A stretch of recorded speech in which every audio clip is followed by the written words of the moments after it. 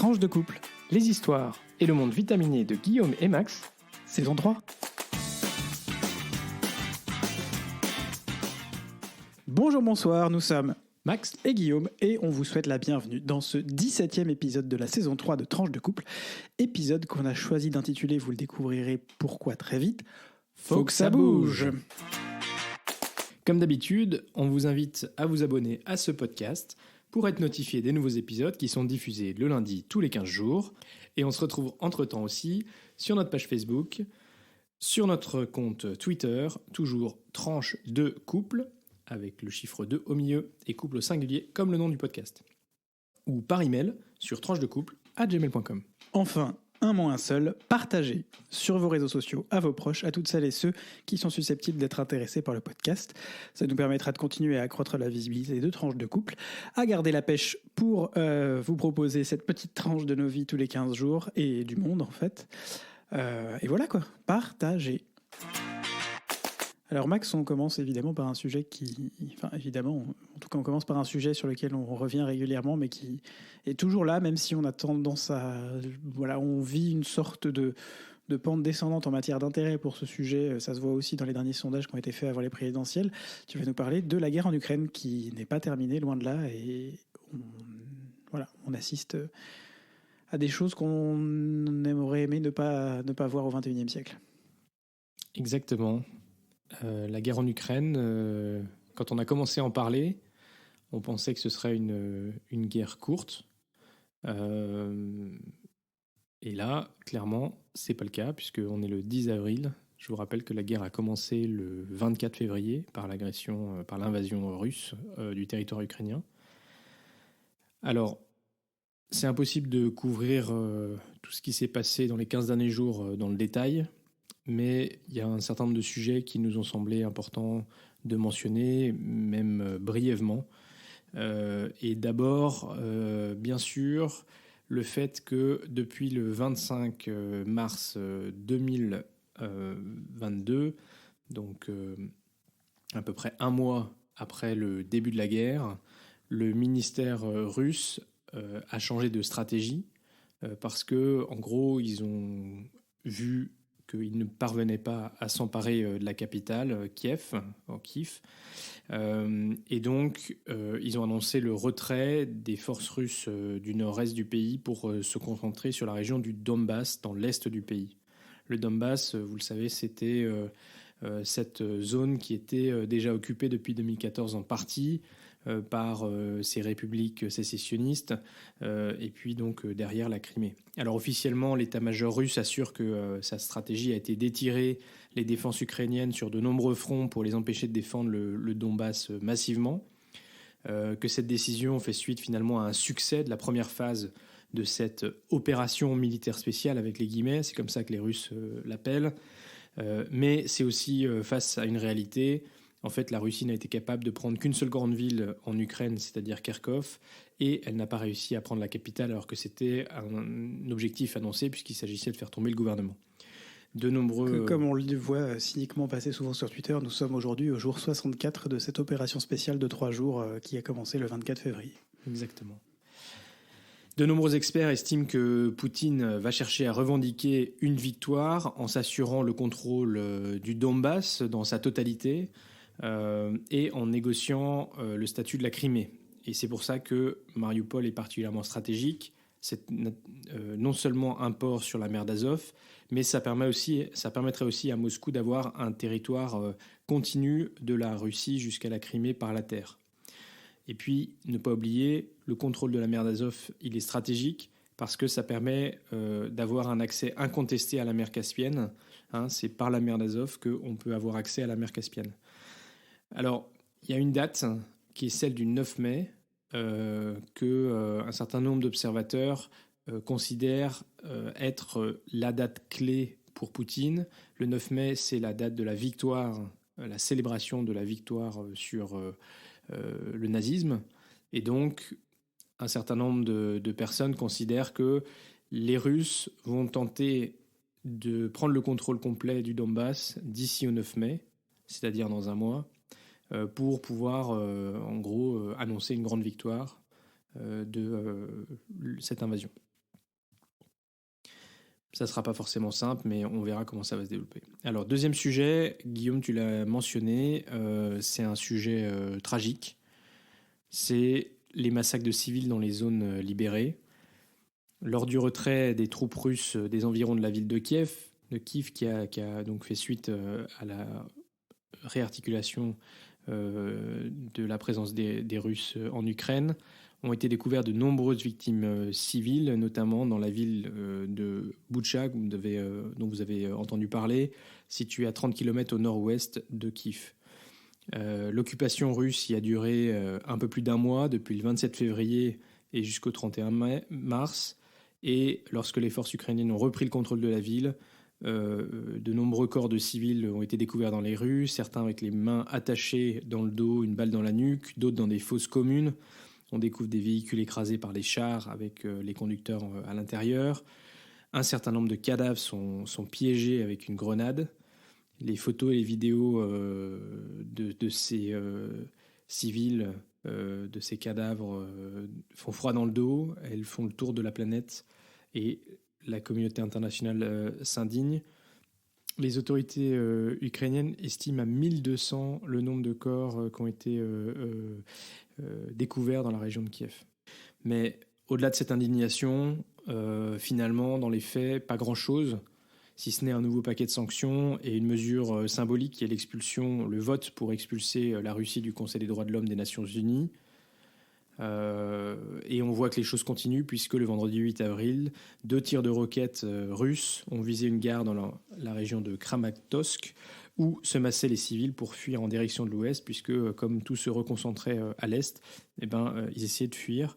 Et donc là, il y avait 4000 personnes présentes dans la gare, 50 morts dont 5 enfants, 98 blessés dont 16 enfants. Moscou dément, Moscou dénonce des manœuvres des Ukrainiens, mais les faits sont là. Et certains proches de Moscou ne dénoncent pas et ne démentent pas, mais disent que dans la guerre, de toute façon, on vise des cibles stratégiques et parfois, malheureusement, il y a des civils dans ces cibles stratégiques. Tout bad, hein. On leur reparlera du théâtre de Mariupol aussi. Et oui, c'est aussi à ce moment-là où on peut voir que certains n'ont pas de honte. Alors, un autre point qu'on voulait soulever, c'était le geste fort de dirigeants de l'Union européenne vis-à-vis de Kiev, avec le 1er avril, la visite de la présidente du Parlement européen, Roberta Metsola, qui assure les autorités et le peuple ukrainien du soutien du Parlement européen, du soutien du peuple européen et de l'aide pour reconstruire le pays.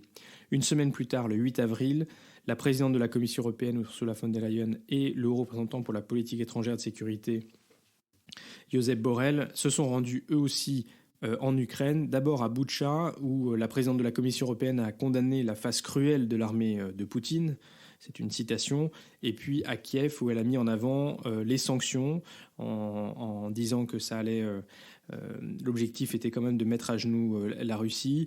Et elle a remis symboliquement au président Zelensky un questionnaire pour lancer l'examen de la candidature de l'Ukraine à l'adhésion à l'Union européenne. Vous le savez, Zelensky avait signé une demande en plein cœur de la guerre pour devenir membre de l'Union européenne. Alors on peut se poser la question, pourquoi Metsola et von der Leyen et pas Charles Michel, le président du Conseil européen ? On dit qu'un déplacement de Michel à Kiev n'est pas exclu, mais c'est pas non plus planifié. Alors, de toute façon, ils ont fait doubler par Boris Johnson. Leur positionnement institutionnel respectif pourrait éventuellement expliquer ceci. Metsola, elle s'appuie sur une position très forte du Parlement européen qui a répété à plusieurs reprises son soutien à l'Ukraine. Elle n'est pas à la tête, en étant à la tête du Parlement européen. Finalement, elle risque pas de prendre un engagement au nom de l'Union européenne, puisque vous le savez, le Parlement européen n'est que co-législateur et c'est quand même les États, surtout en matière d'adhésion, qui ont le premier mot.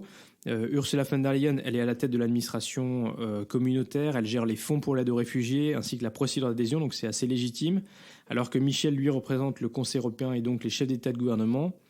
Et il faut quand même dire que malgré une certaine unité de façade, les chefs d'État et de gouvernement ne sont pas complètement sur la même ligne quand il s'agit de l'adhésion de l'Ukraine à l'Union européenne, quand il s'agit de l'embargo sur le pétrole et le gaz, ou de la relation à la Russie. On sait qu'il y a quelques dirigeants européens qui sont un peu plus timorés. Alors du coup, ça pourrait être plus difficile pour Michel de se rendre à Kiev et de porter une voix unique et claire, et éventuellement ça pourrait affaiblir, s'il était critiqué, le message européen de soutien. Alors voilà, dernier sujet, c'est la conférence des donateurs en soutien aux réfugiés ukrainiens, plus de 4 millions, et de déplacés ukrainiens au sein du pays, 6,5 millions, qui s'est tenue le 9 avril 2022 à Varsovie.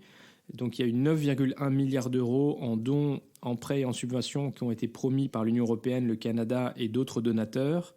4,1 milliards de dons des gouvernements, entreprises et donateurs privés qui seront redistribués par l'ONU ou les autorités ukrainiennes, et 5 milliards supplémentaires sous forme de prêts et de subventions par les institutions européennes, dont 4 milliards pour un programme d'hébergement, d'assistance scolaire et d'assistance médicale pour les Ukrainiens pris en charge dans les pays de l'Union européenne. Voilà pour ce qu'on pouvait dire sur ces 15 derniers jours et des faits très marquants de cette guerre en Ukraine.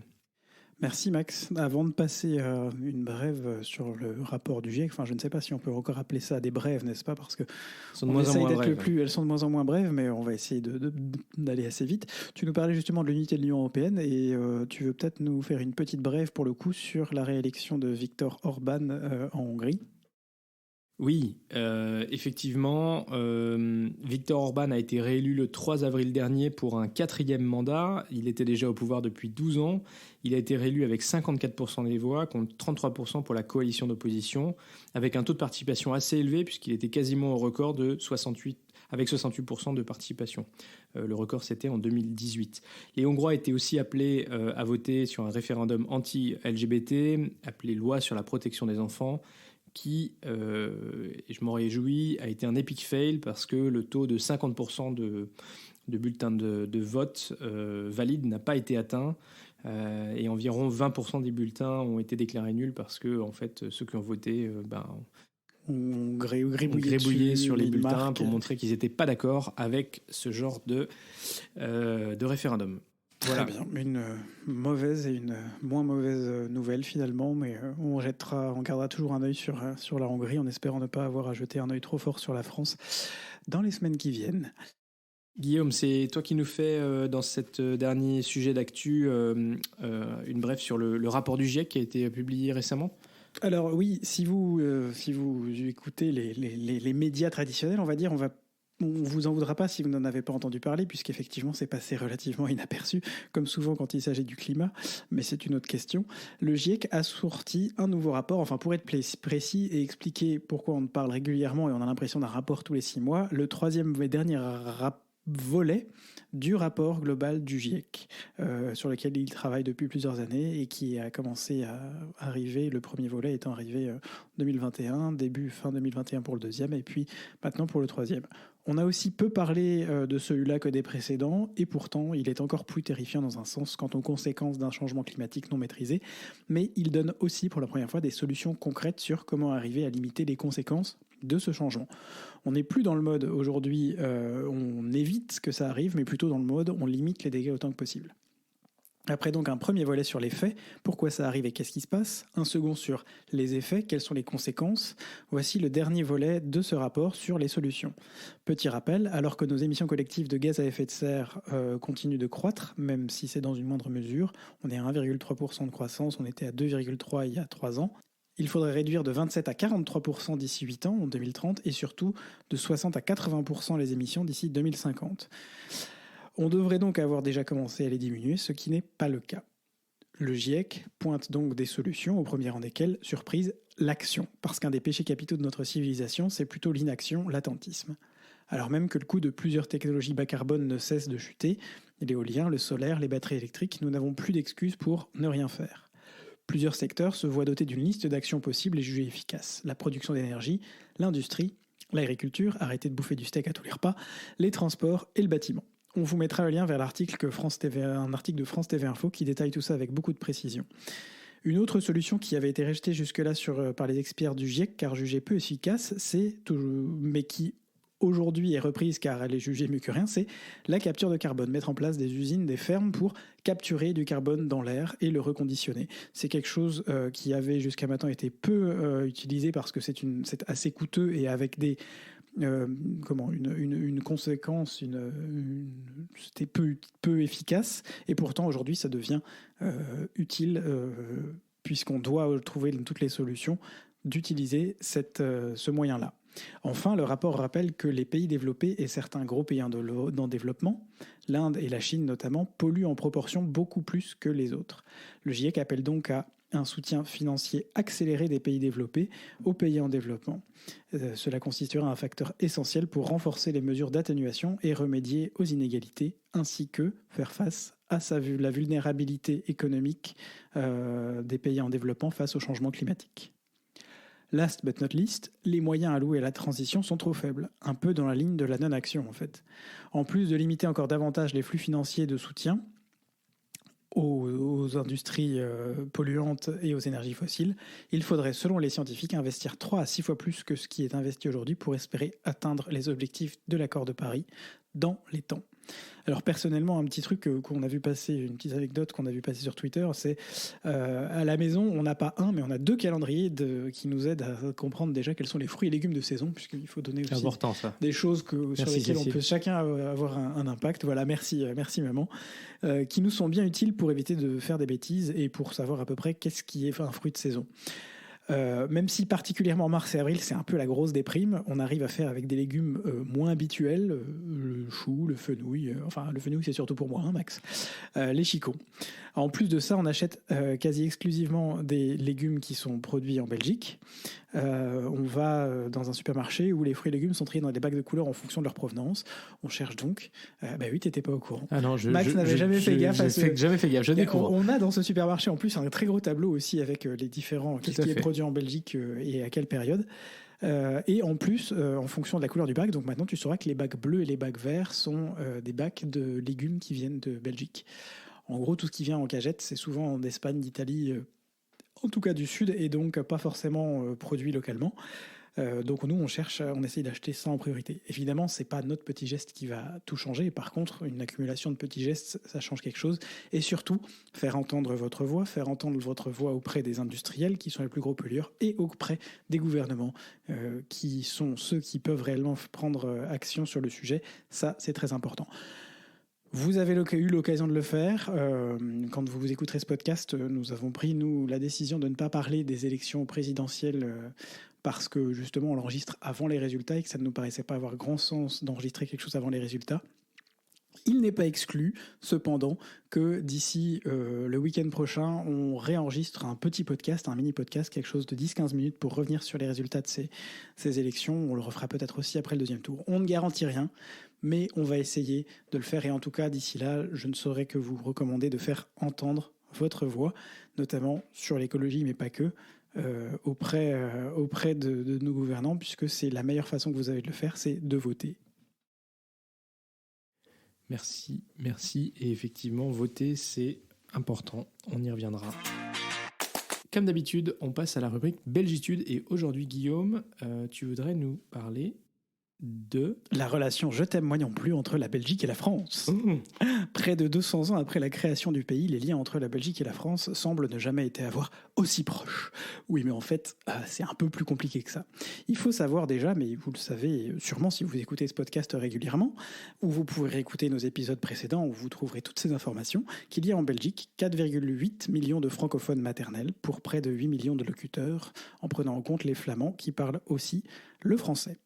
Un sondage assez ancien, il faut le dire, il a 15 ans, mais je suis désolé, j'ai pas pu trouver mieux, nous apprend que les Belges aiment chez les Français leur amabilité, leur courtoisie, le fait que nous savons nous exprimer, nous sommes ouverts d'esprit, nous sommes cultivés, nous cuisinons bien, nous sommes bons vivants. Bon, bien, revers de la médaille, nous serions chauvins et arrogants. Bim, prends ça dans ta tronche, plus d'un Belge sur 2 le pense, et même plus de 3 Belges francophones sur 4 considèrent que c'est notre plus grand péché. Encore une fois, peau dans la tronche. Ouais, et puis franchement, l'arrogance française, je peux vous dire qu'il n'y a pas que les Belges qui pensent ça de nous. Hein. Ah, on parle de quelqu'un qui connaît quelque chose à l'international. Autant dire que, notamment au niveau médiatique, les Belges francophones s'intéressent beaucoup aux journaux et aux chaînes de télévision françaises, disponibles quasi intégralement, sauf M6 pour une raison qui m'échappe, sur l'ensemble des bouquets de base et dans les premiers numéros des principaux fournisseurs télé. Un tweeto rappelle également que dans Belgique bicommunautaire, aucun média n'est partagé entre néerlandais et français, pas une initiative de JT commune ou même pas un journal en commun bilingue. On ne reviendra pas là-dessus, c'est un peu la misère de mon point de vue, c'est surtout un beau gâchis. Et puis on ne peut même plus compter sur la Belgique pour nous envoyer des points à l'Eurovision. Une année sur deux, il faut savoir que le jury est composé de médias néerlandophones et l'autre année par de médias wallons.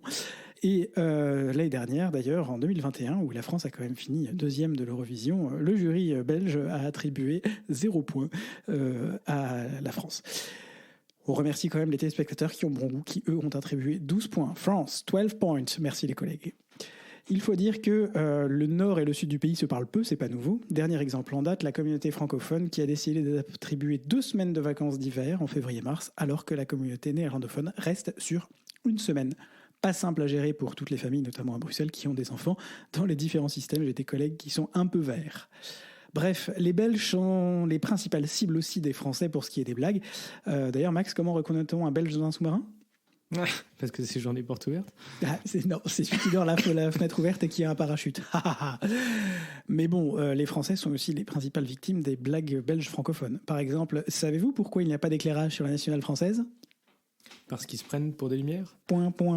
Bon, on pourrait dire qu'en Belgique, tu as besoin d'avoir de la lumière parce que tu as besoin de savoir où est-ce que sont les trous. Oh, qu'il est mauvais. On vous a déjà parlé des trous dans les autoroutes belges. Oui, si c'est pas le cas, on le refera, mais je pense fois. qu'on l'a déjà fait. En somme, les deux côtés du Kiévrin partagent finalement une culture et une langue qui donnent ce sentiment de proximité. À ajouter à cela l'exode des Belges tous les étés vers la Provence et le sud-ouest. Ils sont partout, dans les campagnes, dans les villes, sur les réseaux sociaux. Mon Dieu. Tant qu'on ne parle pas de foot, ça va. Par contre, si on commence à en parler, là, il n'y a plus de potes et on est clairement l'ennemi à battre numéro 1. Ah oui, ça fait des dégâts. Ah, ça fait gros dégâts. On va pas se mentir, tous les 2 ans, on se tape la remontée du seum et le sentiment anti-français, en particulier côté communauté francophone, parce que on va plutôt du côté flamand, ils en ont pas grand-chose à faire en fait. Mais mis à part 2018 qui a laissé quand même un seum et des traces prodigieuses, on s'aime quand même globalement entre Belges francophones et Français, et puis la Belgique et la France en général. Allez, on passe à notre rubrique Vite Coupe, qui sera notre dernière rubrique parce que le temps avance déjà. Alors, on va déjà... J'ai préparé un super truc pour la fin. Non, c'est pas vrai. On va déjà vous parler de notre expérience de vote de ce matin, même si on a dit qu'on ne parlerait pas des élections de manière plus générale parce que on en fera, on l'espère, un épisode un peu particulier lorsqu'on aura des résultats. Mais en tout cas, de notre côté, on a pris notre vélo ce matin, on a fait une belle balade. Après la messe des rameaux, parce que ce matin, c'était la messe des rameaux, pour aller faire notre devoir civique, notre devoir de citoyen. Et pour nous, on a entendu un certain nombre de personnes qui se disent dégoûtées de la politique, qui se disent ne pas aller voter parce que de toute façon, ils ne sont pas satisfaits des candidats. Mais je crois que ce qui est extrêmement important, c'est qu'on a la chance dans notre pays de pouvoir exprimer notre voix, de pouvoir participer au processus électoral. C'est vraiment ça le cœur de la démocratie. Et on le sait, dans de nombreux pays, ça n'est pas accessible à tous. Dans de nombreux pays, la démocratie n'est qu'une démocratie de façade. Et en réalité, chacun n'a pas le droit d'exprimer son vote. Et puis surtout, si on ne va pas dans les urnes, puis dans derrière, pays, elle n'existe tout simplement pas. Exactement. Si on ne va pas dans les urnes, derrière, il ne faut pas critiquer derrière les orientations de la politique. Après, c'est vrai, ce qui est compliqué avec la démocratie représentative, c'est qu'en fait, on n'aura jamais un candidat qui nous satisfera à 100%. Et un certain nombre de personnes disent qu'ils votent contre, c'est-à-dire qu'ils écartent les candidats qui les représentent le moins. Parfois, on vote pour un candidat parce que c'est celui qui se rapproche le plus de nos convictions, même si par ailleurs il a des prises d'opposition, il ou elle a des prises d'opposition qui ne nous satisfont pas. Mais voilà, faire ce geste citoyen, c'est important. Et donc, même si ça veut dire que ce matin, on a dû passer à peu près un peu moins d'une heure à faire la queue pour pouvoir rentrer dans le centre d'exposition de Bruxelles où était située la majorité des bureaux de vote à Bruxelles, c'était quand même important de faire ce devoir civique. Et en plus, il faisait beau, donc c'était quand même pas non plus horrible. Oui, on pense à tous les gens qui ont voté hier à Montréal dans le froid et la pluie et qui ont parfois attendu jusqu'à 2h30 pour pouvoir voter aussi. Et qu'aujourd'hui, il semble qu'il y ait des queues un peu partout, bien que la participation soit en baisse en général. Et on peut quand même remercier toutes les personnes qui sont bénévoles pour que ces élections puissent se tenir, parce que tous ceux qui travaillent dessus et tous ceux qui sont bénévoles. Sans ces personnes, sans les présidents de vote, sans les assesseurs, sans les gens qui s'occupent de s'assurer de la bonne tenue des listes électorales, donc dans les mairies ou dans les consulats, ça serait pas possible. Certains, j'ai entendu quelques critiques en disant c'est mal organisé, tout ça. Oui, mais de fait, on n'arrive pas toujours à trouver des volontaires pour être assesseurs. Nous, on l'a fait dans le passé.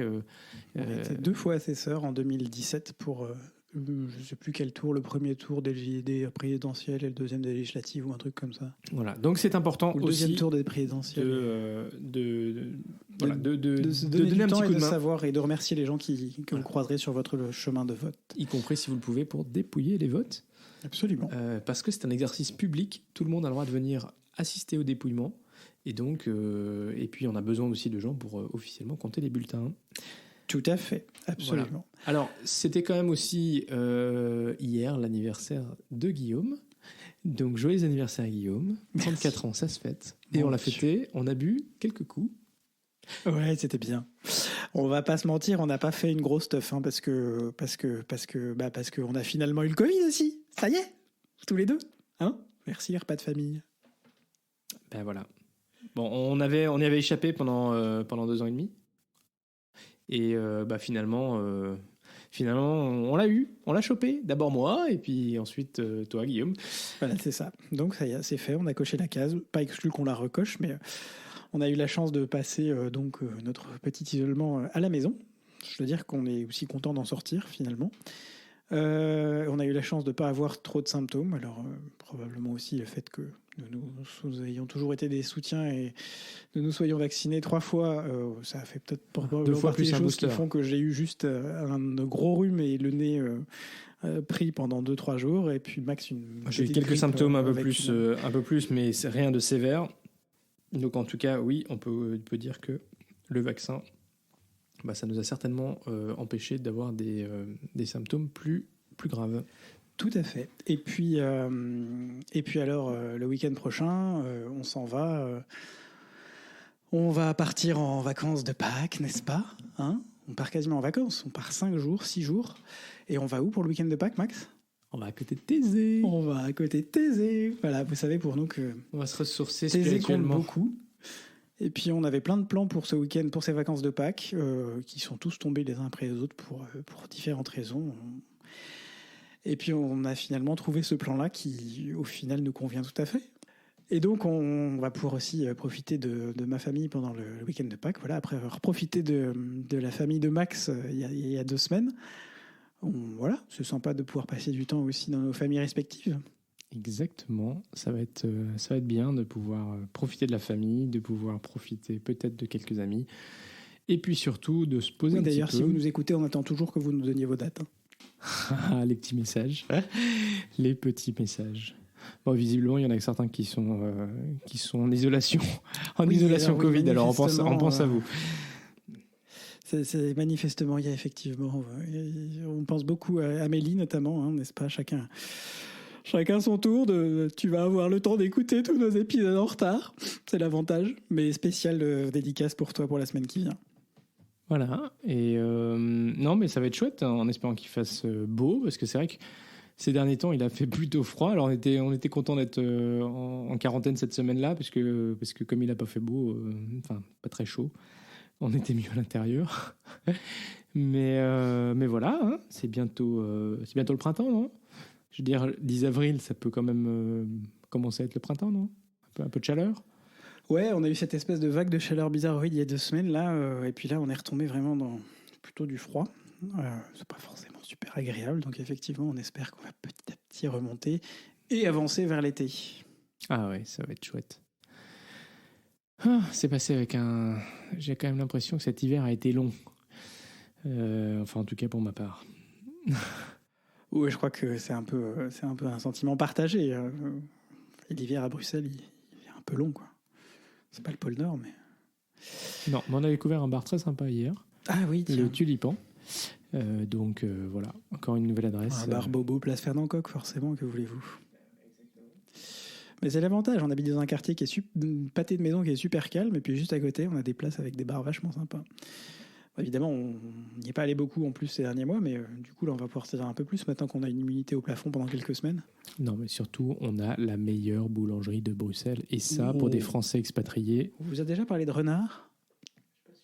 Claire, je ne sais pas si tu écoutes ce podcast, mais on a quand même pu conseiller à Claire, qui est une Belge pure souche, une amie, qui nous a appelé à l'aide l'autre jour, qui habite pas très très loin, qui nous a appelé à l'aide l'autre jour en disant au secours, j'ai une amie française qui vient à la maison, je ne sais pas qu'est-ce que je vais pouvoir lui donner comme bon pain, est-ce que vous avez une bonne adresse ?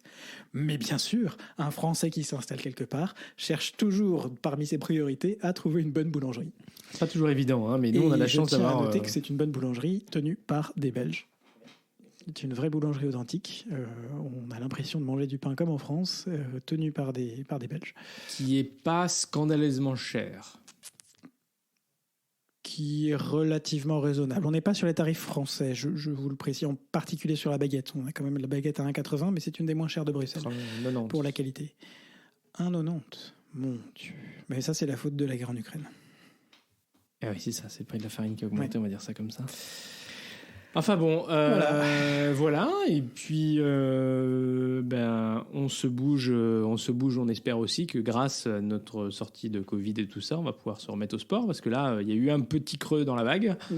Et donc, c'est important de ne pas lâcher le morceau. Absolument. On avait quand même de bonnes habitudes pour courir régulièrement. Et donc ça, c'était très, très chouette. Voilà, je pense qu'on a fait un peu le tour là, de notre rubrique vie de couple. Tout à fait.